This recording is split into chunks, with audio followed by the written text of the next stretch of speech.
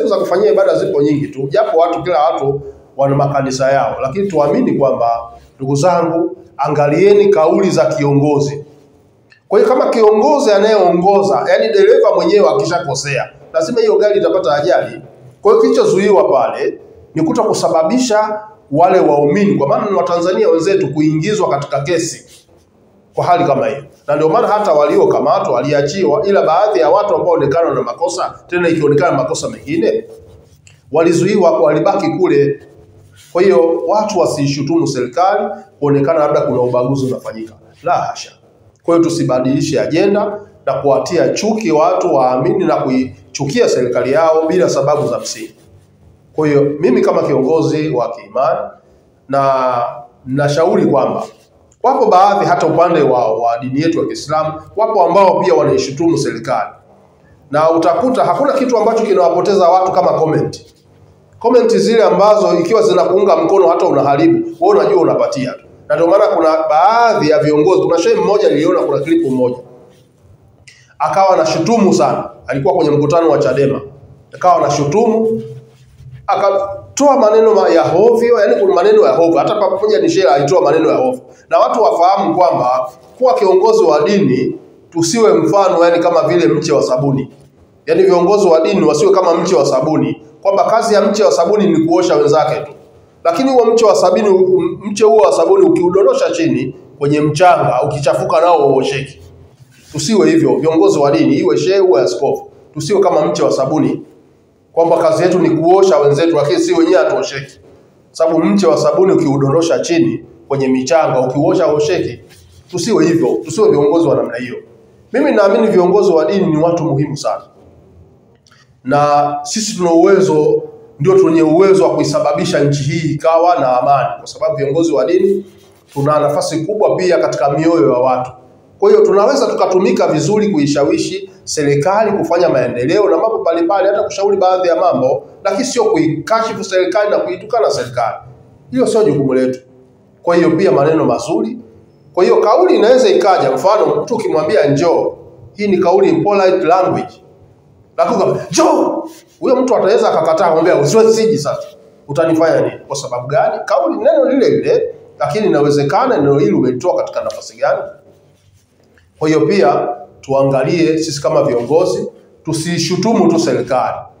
Sisi tunatakiwa tutoe ushauri. Serikali nayo iangalie ni jambo linafaa au halifai. Na mimi naamini kwamba haiwezekani rais ama viongozi wa nchi kuandaa kundi tu kuwateka watu ili iweje. Ili iweje? Yaani mteke mtu ili kweli rais ama mkuu wa majeshi ama IGP anaweza kaandaa kikundi cha kuwateka watu? Jambo ambalo haliwezekani. Kwa hiyo tunaamini kwamba hata ujambazi upo. Kwa hiyo ujambazi unaweza kufanyika, watu wasisingizie kwamba majambazi yao ni serikali. Jambo ambalo haliwezekani. Matukio haya yalikuwepo tangu zamani. Kwa hiyo watu wanataka kubadilisha ajenda, kwamba ilikoletwa ajenda ya kwamba bila hakuna uchaguzi, yani bila mabadiliko hakuna uchaguzi. Hii ajenda imeletwa walivyoona kwamba ajenda kwamba ni katiba mpya haina nguvu, wakaona tutafute ajenda ambayo itawagusa wananchi. Kwa hiyo wakaja na ajenda ya watu kutekwa. Hii ajenda ya watu kutekwa hata mimi sikubali kutekwa. Hakuna Mtanzania anayekubali, hata rais ili huenda inamchukiza sana. Na ndivyo ilivyo, ndio uhalisia. Kwa sababu tunaamini kwamba viongozi ambao wanaamini uwepo wa Mwenyezi Mungu lazima wawe na uoga na lazima wawe na hofu katika tawala zao. Na ninaamini Mama Samia ni miongoni mwa watu ambao wanamwamini Mwenyezi Mungu. Hawezi akafanya vitu vya hovyo kama hivyo. Kwa hiyo wasisingiziwe serikali. Hakuna kiongozi wa serikali aandae kundi kwa ajili ya kuwateka ili iweje. Kwa shida ipi? Kwamba huyu anayetekwa anazuia nini kwenye serikali? Kwa hiyo ni wahuni tu wanaweza akafanya matukio, na tumeona kwamba baadhi ya matukio tumeona, akiwemo aliyekuwa katibu wa Chadema Dr. Slaa aliwahi kuzungumza kwamba Chadema pia wanatekana wao kwa wao. Kwa hiyo haya makundi pia, kama tunapoishutumu serikali, mbona hamuishutumu Chadema kwa kauli aliyekuwa katibu mkuu wa Chadema, ambayo ndio alisababisha Chadema imefika hapo ilipofikia? Alizungumza wazi baada ya kuhojiwa na waandishi wa habari, akasema kuna tukio la mtu mmoja ambaye alitekwa, lakini baada ya kutekwa yeye hakuwa na taarifa, lakini vijana wake wakaja kumwambia tukio tulijiandaa sisi, wao wakajua yule mtu amekufa. Sasa mbona watu huko hawagusi?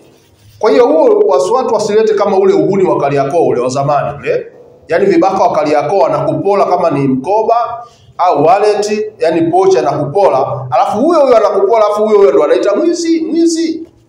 Baadaye unashangaa watu wote wanaandika mwizi, lakini mwizi baadaye hajulikani. Kumbe aliyeiba, anayetia mwizi ndio aliyepola. Kwa hiyo uhuni huu wa Kariakoo ndio inawezekana watekaji wanaofanya hivyo. Na unaposema serikali au vyombo vya usalama havifanyii kazi hili jambo, maneno sio kweli. Kwa hiyo unataka, kuna baadhi ya mambo yanafanyika kwa sababu wanaoteka wanateka kwa siri. Kwa hiyo hata hao wanaowatafuta watekaji lazima watumie siri, kwa sababu hawawezi kujitokeza hadharani, kwa sababu na wao wanaofanya matukio wana akili. Kwa hiyo watu wasiseme tu kwamba serikali haifanyii kazi jambo hili, kwamba serikali inafanyia kazi na inaumiza vichwa.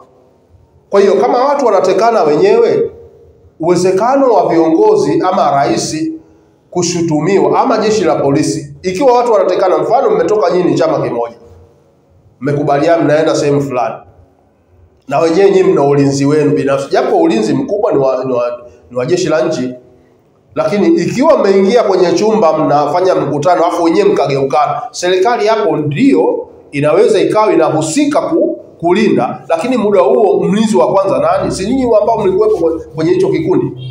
Kwa hiyo inawezekana serikali ikapata shida sana, kwa sababu pia serikali, yani polisi hawapigi ramli kwamba watapiga ramli fulani ndio aliyefanya jambo ambalo haliwezekani. Kwa hiyo mlinzi wa kwanza wa amani ni sisi wenyewe.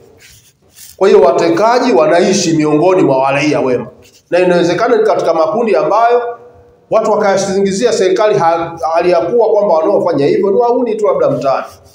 Kwa hiyo watu wasishutumu serikali, na hiyo sio solution, sio ufumbuzi. Kwa hiyo tunachotakiwa viongozi wa dini tutoe ufumbuzi kwamba utekaji unakuwaje. Na hii pia tunafuta ile kauli tunapoambiwa kwamba kuna baadhi ya watu kwamba tunapokuwa tunazungumza haya tunaonekana tunaitetea serikali. Lakini mbona jambo liko wazi hili? Utekaji ulikuwa, hata polisi wenyewe walikuwa wanauawa pia katika matukio. Tumeona katika kipindi cha Rais Magufuli, tumeona kuna polisi waliuawa Mkulanga pale, watu waliwavamia wakiwa katika majukumu yao, wakapigwa risasi, wakafa polisi. Kwa hiyo polisi ni watoto wetu, ni Watanzania wenzetu. Isionekane kama polisi kama vile ni wakimbizi fulani hawana thamani yoyote kwenye nchi. Kwamba polisi ni watoto wetu, polisi ni ndugu zetu, polisi ni vijana wetu. Kwa hiyo mnaposhutumu tu mjue kwamba hata polisi nao wanaumia. Tena ni kazi ngumu. Tunatakiwa tuwaombee dua. Sasa matokeo yake watu wanawalani watu wa usalama. Kwa nini tuwalani watu wa usalama? Kwa nini tuwalani? Kwa hiyo watu waombe dua. Maaskofu waombe dua, mashehe waombe dua kwamba jambo hili liondoke katika nchi yetu, tension iondoke. Kwa hiyo tunachokiona ni kwamba watu, yani wapo baadhi ya watu viongozi wa dini wanatumika kushawishi, kuwashawishi watu waendelee kuikataa serikali yao. Kwa ni mambo ambayo hayafai. Sisi kama viongozi wa dini tunatakiwa tutoe ufumbuzi, nini jambo lifanyike, sio kuilaumu serikali. Kwa hiyo haya ndio miongoni mwa mambo ambayo tunahitaji kuishauri serikali. Kwa hiyo tunapozungumza haya, yani leo ili mimi nisifiwe niwe nimeikandamiza serikali. Maana kuna watu wanaona labda ili aonekane ni mtu mzuri ni kwamba anapoikataa serikali. Kuikataa serikali iwe kuna sababu ya kuikataa, lakini katika hili hatuna sababu. Kwa hiyo tusilaumu serikali, tunachotakiwa sisi tuombe dua, tumuombe Mwenyezi Mungu, tufanye uchaguzi uishe kwa salama na amani. Na ni uongo kwamba yani mtu anapokuambia bila mabadiliko hakuna uchaguzi, hali ya kuwa yeye mwenyewe alikuwa mpinzani kupitia katiba hiyo hiyo, na haiwezekani tupate mabadiliko wakati uchaguzi hakuna. Kwanza tuingie kwenye uchaguzi, ukishinda ndio mabadiliko yatakuwepo. Sasa wewe huingii katika uchaguzi hapo unataka mabadiliko ya vipi sasa? Unayapataje sasa? Kwa hiyo watu wa Tanzania mimi naamini wengi wanaathiri, tusipate ushabiki. Na sisi tunaamini kulingana na kazi aliyoifanya rais wa nchi yetu Dr. Samia Suluhu Hassan, kusema kweli ni kiongozi ambaye amefanya maendeleo makubwa katika muda mchache sana. Yaani mimi natamani ingekuwa mimi na uwezo, nitamani hata hiyo miaka 5 haitoshi. Yaani walau Mama Samia angepewa hata miaka 10 mingine, ili afanye mambo ambayo tunayaona yako wazi. Kwa hiyo ndugu zangu wa Tanzania wenzangu, haya tunazungumza si kwa chuki, tunazungumza ni uhalisia uliopo. Kwa hiyo ukweli lazima useme.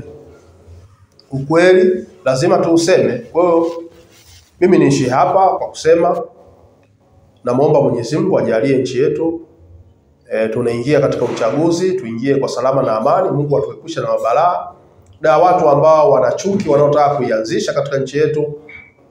Basi Mwenyezi Mungu awaondoe mioyo hiyo yenye chuki, ili tufanye uchaguzi wetu tumalize kwa salama, viongozi wetu waendelee kuendeleza majukumu yao, na ninaamini miaka 5 inayokuja kwa uwezo wa Mwenyezi Mungu kutakuwa na mabadiliko makubwa sana ya kimaendeleo. Haya tunayazungumza, mimi natembea, na bahati nzuri hata majuzi nilikuwa safari, tumezunguka tumeona kazi za Mama Samia alizozifanya. Yaani kitu ambacho kinatupa moyo.